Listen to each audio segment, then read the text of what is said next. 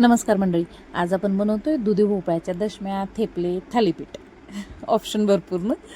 चला करूया सुरुवात. काय केलं, दुधी भोपळा किसून घेतला, त्याच्यामध्ये चवीप्रमाणे हळद, मीठ, थोडंसं धनाजिरे पावडर, लाल तिखट, ओवा, तीळ असं भरपूर घातलं. चवीप्रमाणे मीठ घातलं आणि छान मिक्स केलं. त्याच्यामध्ये ज्वारीचं पीठ 1 वाटी आणि 2 वाटी गव्हाचं पीठ असं छान मिक्स करून घेतलं.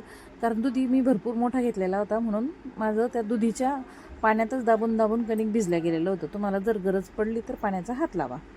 छान कणिक मळून घ्यायची, मस्त तेल टाकून आलटून पालटून शेकून घ्यायचे. दशम्या, आम्ही दशम्याच म्हणतो, काही लोक त्याला पराठे किंवा थेपले म्हणतात. छान मस्त शेकून घ्यायचं, क्रंची शेकायच्या. ह्या जर बिना पाण्याच्या आपण न पाणी टाकता जर केल्या ना, तर 2-3 दिवस प्रवासातही पुरतात. गरमागरम दशम्या आणि शेंगदाण्याची चटणी 1 नंबर भन्नाट बेत लागतो बरं का. सोबतीला दही असलं तर मज्जाच अजून.